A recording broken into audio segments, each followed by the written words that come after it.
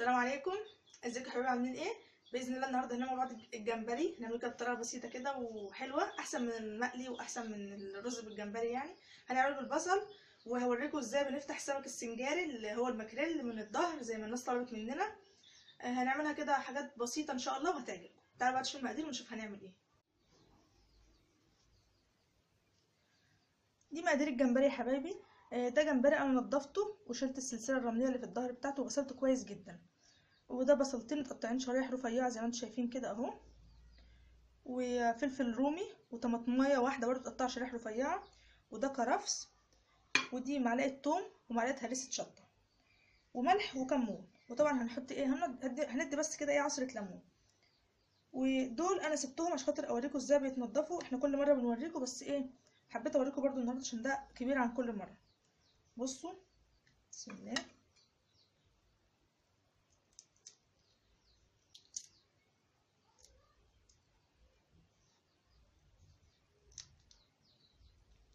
هي سهله جدا القشره لما بتشال اهي. لسه بس السلسله هنشيلها دلوقتي مع بعض.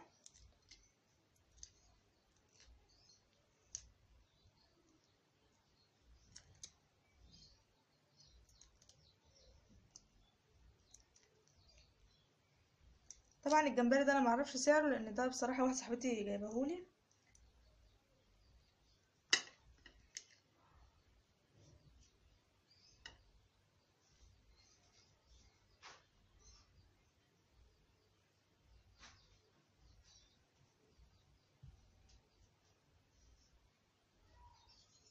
بصوا، تجوا من هنا كده بخله.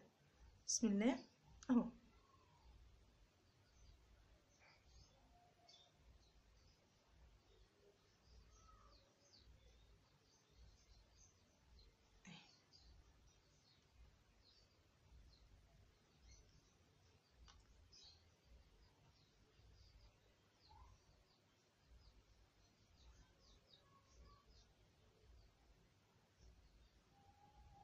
اسحبها بالراحه بس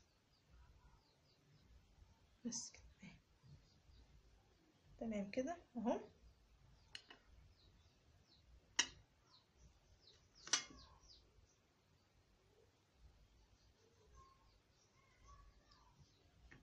هنروح بقى نشوف هنعمل ايه. طبعا هنشطفه تاني، نغسله عشان خاطر دول احنا نضفناهم. هنديله شطفه كمان، وبعد كده نروح عند البوتاجاز على طول نشوف هنعمل ايه. في طاسه اهي على النار. طبعا اللي حابب يعملها في حله براحتكم، انا بس عشان بتحكم في الطاسه اكتر من الحله. هنبدا نقول بسم الله. ننزل بالبصل،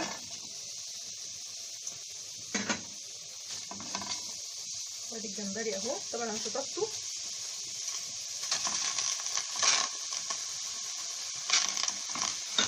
نوطي بس النار، الدور عليهم برضو.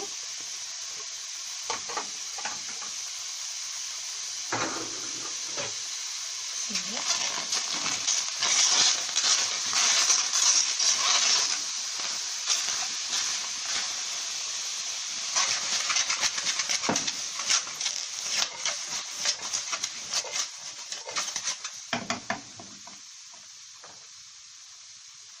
ادي التوم وهرسة الشطه اهو.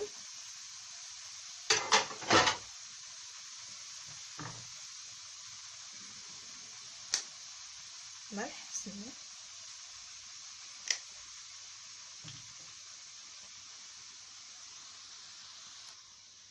وادي كمون. دي انا نسيت اقول لكم عليها، دي بهارات سمك. طبعا انا خدتها من صدفه. هبقى اعملها لكم ان شاء الله، هعمل لكم الطريقه بتاعتها في مره. بعمل لكم ان شاء الله الطريقه بتاعتها في فيديو مره، واقول لكم ازاي بتتعمل. هي جميله جدا، بس حتى على السمك بتبقى جميله جدا. حط برده كمون تاني. بس كده حلو قوي. وهندي عصره الليمون. نعصر الليمونه، بسم الله. ليمونه واحده كفايه. طبعا احنا مش هنحط ميه، لان الجمبري هينزل ميه، هينزل سوائل، والخضار برده. بس اهم حاجه نسيب النار واطيه عليها. يعني بصوا، لو هتلاحظوا، بصوا بدأ ينزل سوائل اهو.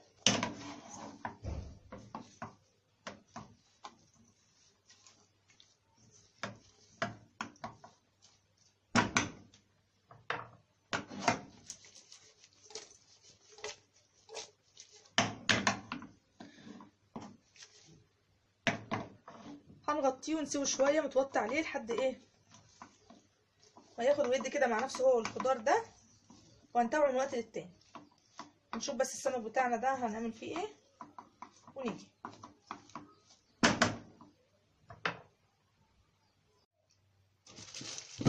بسم الله.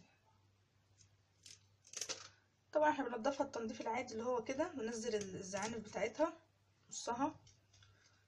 ودي مش زي البولت يعني، دي مفيهاش قشر هيتقشر، لا.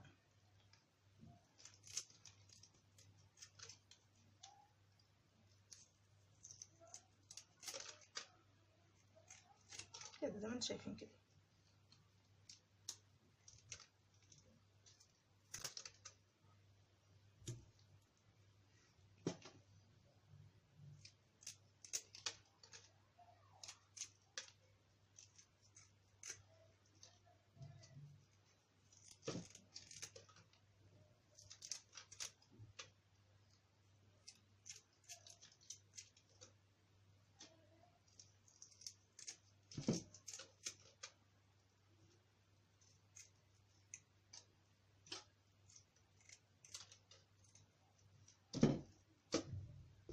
السمكة اهي. بسم الله. هنبدأ بقى ندخل السكينة من فوق من عند السمكة من تحت الراس على طول، ونمشي بقى مع السلسلة لحد تحت. اهم حاجة نخلي بالنا ان احنا ندخل السكينة لحد الاخر، مش الاخر قوي عشان خاطر ما تقطعش الجلد. طبعا الراس انا مش بحبها، نقطعها كده. بسم الله.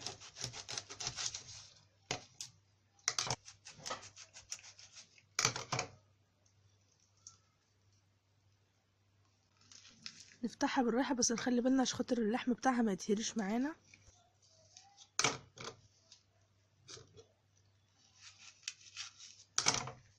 بسم الله.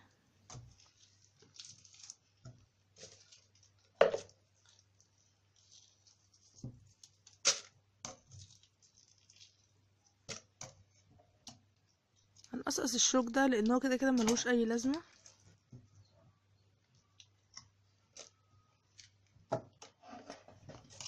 بسم الله. هنشيل برضو الراس.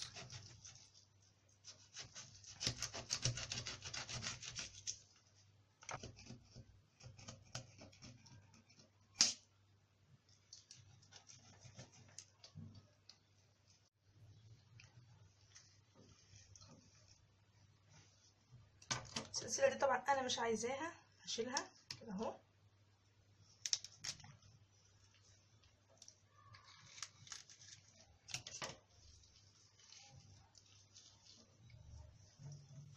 لو انتوا حابين تسيبوها ممكن تسيبوها عادي مفيش مشكلة، بس انا بفضل ان انا اشيلها احسن.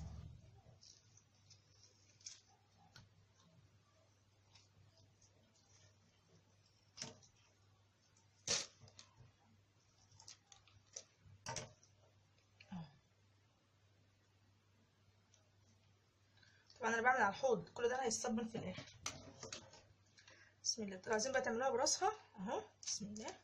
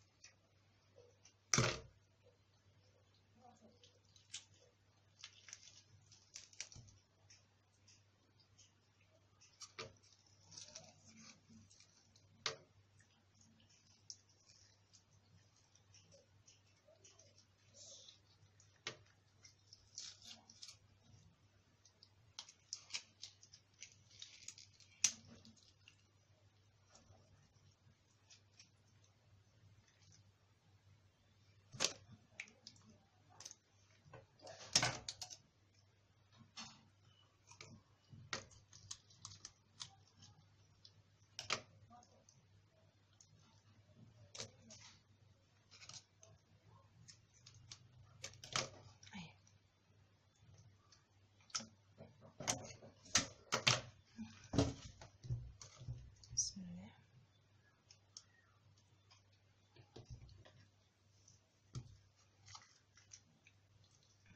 حلو قوي كده ما شاء الله عليها. هنضف بقى الدنيا دي وارجع لكم واكون شطفتها. السمك اهو بعد ما نضفته زي ما انتم شايفين يعني ما شاء الله عليه زي الفل من جوه. هحط لكم برضو الرابط بتاع التنظيف بتاع السمك ده في صندوق الوصف عشان خاطر اللي حابب يشوفه. ودول دلوقتي انا هنقعهم بقى بخل وملح واسيبهم شويه لحد ما اخلص اللي انا بعمله.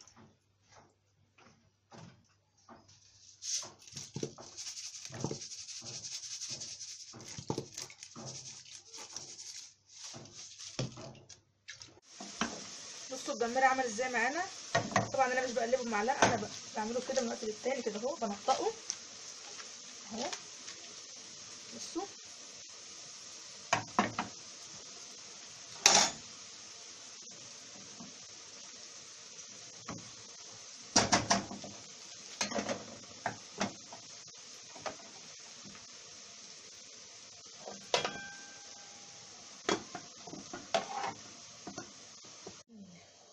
بصوا بصوا السواد اللي نزلت منه عامله ازاي.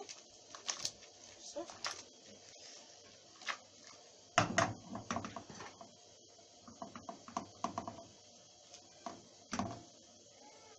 وخلاص كده تمام قوي.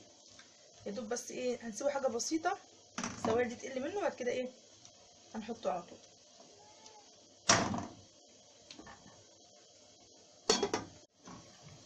تمام كده حلو قوي، كفايه عليه. هو كده كده الجمبري اصلا مش بيستحمل على النار. بصوا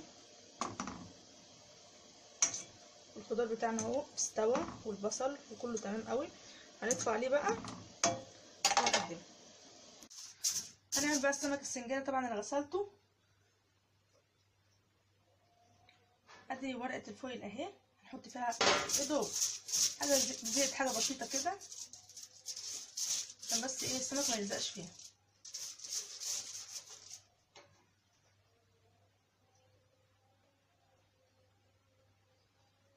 السمكه اهي طبعا انا نقعتها بالملح والخل، بعد كده غسلتها كويس. نقفل عليها كده. انا عملته معاكم قبل كده، هحط لكم اللينك بتاعه في صندوق الوصف عشان في بس ناس طلبت ازاي بيتنضف وازاي بيتعمل، فانا قلت اعمله مع الجمبري بالمره. تمام كده. وعايزين بس نفتح دي شويه، نفتحها بسكينه نضيفه اهو.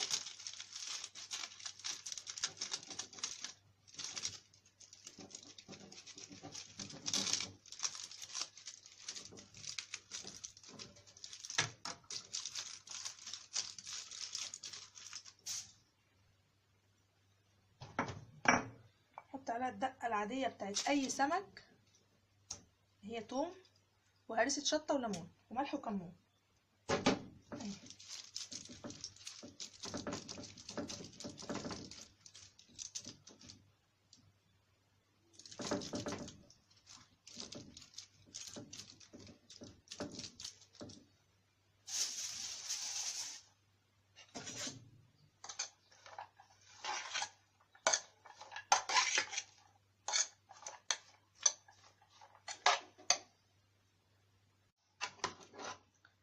ادي الخليط بتاعنا اهو، بصل وطماطم وفلفل رومي وجزر مبشور وكرفس، يعني عود كرفس كده متقطع ومعصور عليهم ليمون وكمون وملح. طبعا انا عملت معاكم قبل كده، انا برضه هحط لكم اللينك بتاعه في صندوق الوصف زي ما قلت لكم. حط بس كده. والبصل ده انا مقطعه رفيع جدا عشان خاطر يستوي معانا بسرعه.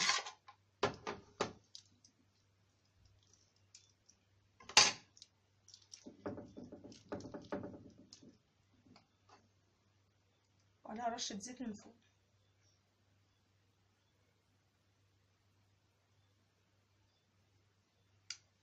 بس كده تمام. انا بقى اغلها اهي. بسم الله.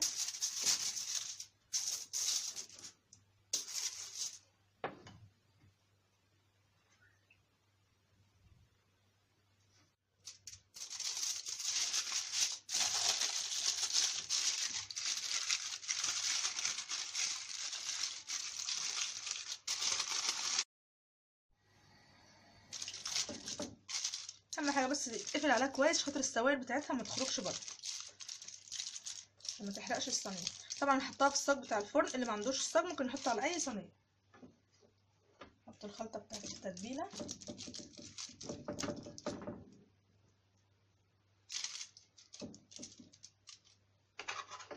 بسم الله. نحط بقى ملح.